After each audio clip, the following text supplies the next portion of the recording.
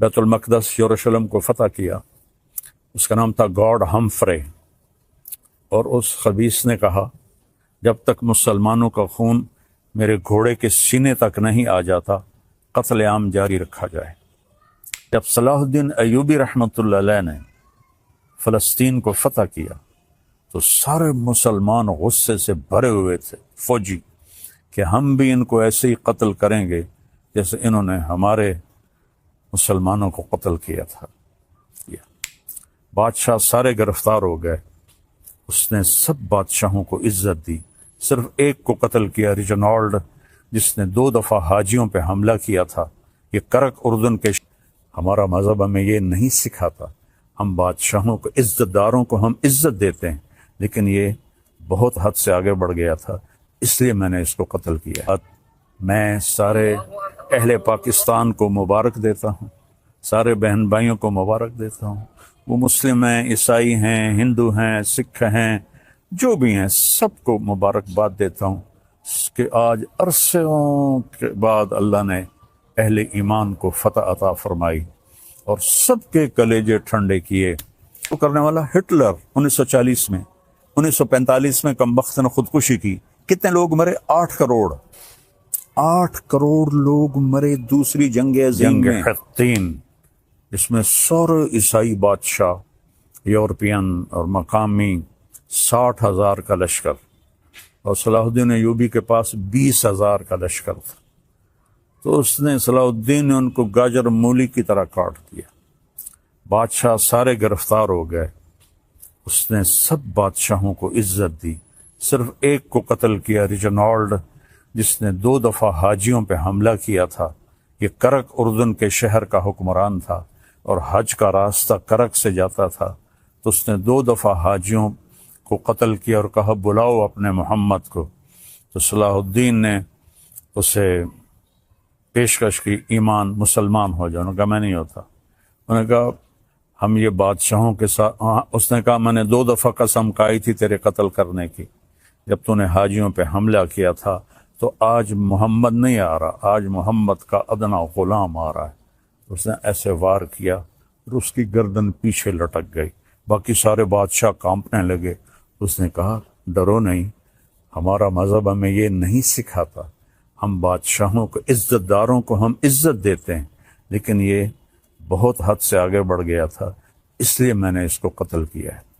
پھر آ کر انہوں نے یروشلم کو گھیر لیا، اور وہاں تو فوجی کوئی نہیں تھی، چند سپاہی تھے، تو آ گئے جی ہم نے صلح کرنی۔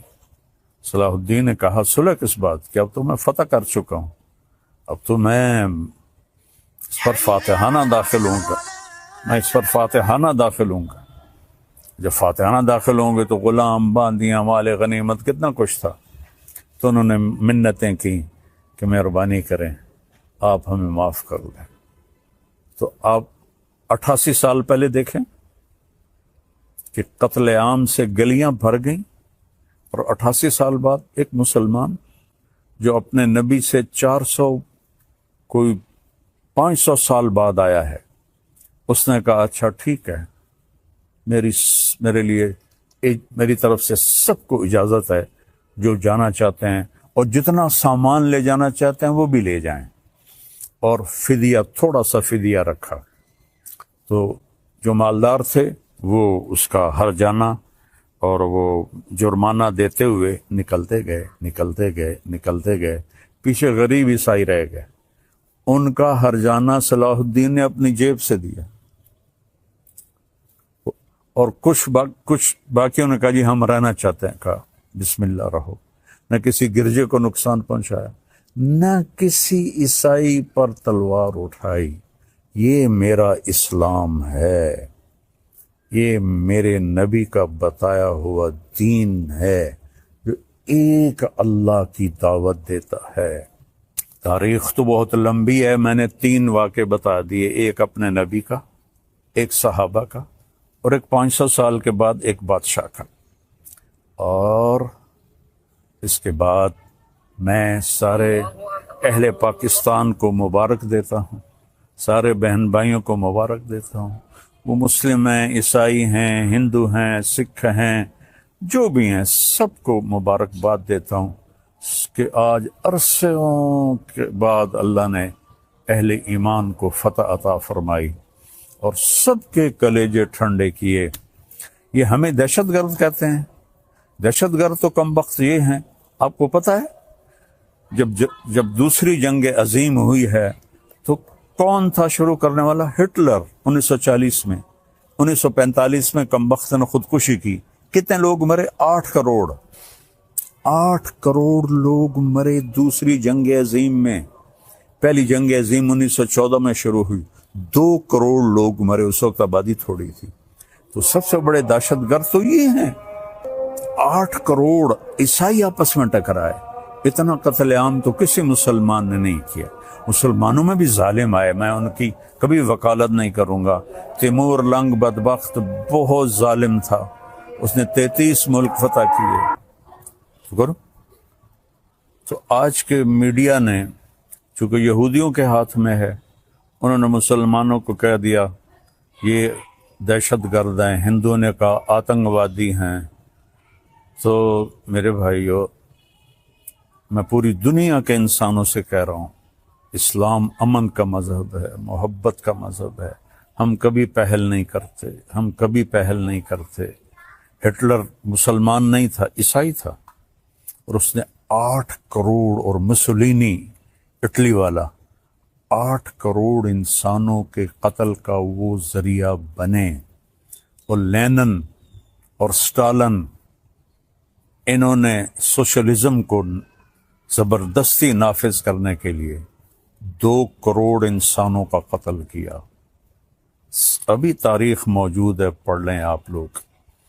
1924 کے 27 میں لینن کا انتقال ہوا تھا، 1953 میں سٹالن کا انتقال ہوا تھا۔ خون کی ندیاں بہا دی، الزام ہمارے اوپر۔ اور آج اللہ تعالیٰ کا فضل ہے، اللہ نے ہمیں عزت دی۔ میں اپنی حکومت کو بھی مبارک دیتا ہوں، اپنی افواج کو بھی مبارک دیتا ہوں، اور ان شاہینوں کو مبارک دیتا ہوں جنہوں نے فضا میں اڑ کر، جان ہتھیلی پہ رکھ کر، ڈیتھ سرٹیفکیٹ پر دستخط کر کے، میں نے وہ ویڈیو دیکھی کہ ہمارے جوان ڈیتھ سرٹیفکیٹ پر آسان ہے سائن کرنا، اور ہمارا ایک جہاز تھا، ان کے 10 جہاز تھے،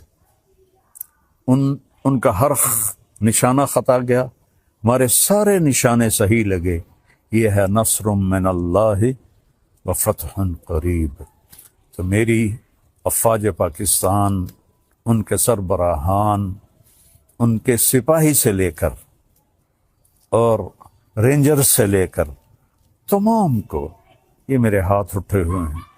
اللہ آپ کو سلامت رکھے، اور اللہ اس ملک کو سلامت رکھے، اور اس میں امن قائم ہو، اس میں مذہبی اختلاف ختم ہو۔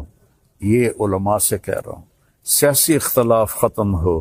یہ سیاسی جماعتوں سے اختلاف تو رہے گا، دشمنی نہ ہو، دشمنی نہ ہو، ایک ہو کے رہیں۔ اور ہندوستان والوں سے کہتا ہوں، اچھے ہمسائے بن کر رہو۔ ہمارے تو ہمسائے کے اتنے حقوق بتائے ہیں ہمارے نبی نے کہ جس کی کوئی حد کوئی نہیں۔ آپ اچھے ہمسائے بن کے رہو، تو ہمیں آپ سے کیا قرض ہے؟ آپ کا بھی نفع ہے، ہمارا بھی نفع ہے کہ ہم اس نفرت سے اور اس جنگ سے باز رہیں۔ اللہ کی قسم، مسلمان کسی سے نفرت نہیں کرتا، سب کے لیے اس کے دل میں ہمدردی ہوتی ہے۔ یہ نفرت سے توبہ کریں۔ کوئی مذہب، آپ اپنی کتابیں پڑھیں، کہیں آپ کو کوئی نفرت کا بول نظر آئے، آپ اپنی وید پڑھیں، کہیں آپ کو نفرت کا بول نظر آئے، بائبل پڑھیں، کہیں آپ کو نفرت کا بول نظر آئے، تو میری سب سے گزارش ہے کہ امن سے رہیں، صلح سے رہیں۔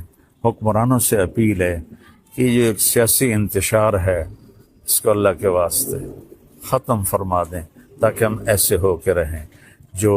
میں پہلے تو اس کو سلام کرتا ہوں جس نے اس آپریشن کا نام رکھا ہے بنیان مرصوص، اور اس کے بعد میں عرض کرتا ہوں حکمرانوں سے جو اس وقت ہیں، جو اقتدار میں ہیں، طاقت میں ہیں، پورے قوم کو بنیان و مرصوص بنا دیں، اور یہ جو سیاسی اختلاف ہیں اس کو دشمنی تک نہ لے جائیں، لوگوں کو آزادی دیں کہ آزادی سے وہ سیاست کر سکیں، تو ہم پھلیں گے پھولیں گے، اور آخر تو ایک دن چلے جانا ہے، اللہ راضی ہوگا تو اللہ ہمیں موجیں کرا دے گا۔ اگر کوئی ظالم بن کے مر گیا تو پھر چاہے وہ مسلمان ہے اور چاہے وہ تہجد گزار ہے۔ حجاج بن یوسف روزانہ 10 سپارے تہجد میں پڑھتا تھا، 10 سپارے، اور وہ ایسا خبیث تھا کہ اس نے 1.25 لاکھ مسلمان اپنے سامنے کھڑے ہو کے قتل کروائے تھے، اور عمر بن عبدالعزیز نے اس کو دیکھا کہ وہ جہنم کی آگ میں، اور عبد الملک بن مروان جس نے اس کو بنایا تھا گورنر عراق کا، دونوں کی آنتیں باہر نکلی ہوئی ہیں اور گدھے کی طرح اس کے گرد وہ چکر لگا رہے ہیں۔ اللہ ظلم معاف نہیں کرتا ہے۔ اس لیے بادشاہوں سے کہتا ہوں، اور اپنی افواج سے کہتا ہوں، اپنی عوام سے کہتا ہوں، علماء سے کہتا ہوں، اگر آپ ممبر پر بیٹھ کر میرے نبی کے دین کو ٹکڑے کر رہے ہیں تو آپ بھی بہت بڑے ظالم ہیں، ظالم ہیں، ظالم ہیں۔ دیوبندیت کو مٹا دو، بریلویت کو مٹا دو، شیعت کو مٹا دو، سلفیت کو مٹا دو۔ میں مسلم، ہاں میں اہل سنت والجماعت ہوں، میں امام ابو حنیفہ کے فتووں پہ عمل کرتا ہوں، لیکن میں باقی سب کے لیے ایسے جھولی پھیلا کے دعا کرتا ہوں۔ تو یہ میرا آخری پیغام ہے کہ ہم اور نہیں تو سارے ایک دفعہ قومی ترانہ پڑھ لیں اور اسے یاد کر لیں، اور اس کا مطلب دیکھ لیں۔ میں 100 کے قریب ملکوں میں گیا ہوں، کسی ملک کا قومی ترانہ اتنا خوبصورت نہیں، اس کا مضمون، اس کی لے، اس کی دھن، سبحان اللہ۔ اللہ حفیظ جلندری کے درجے بلند کرے۔ السلام علیکم ورحمۃ اللہ وبرکاتہ۔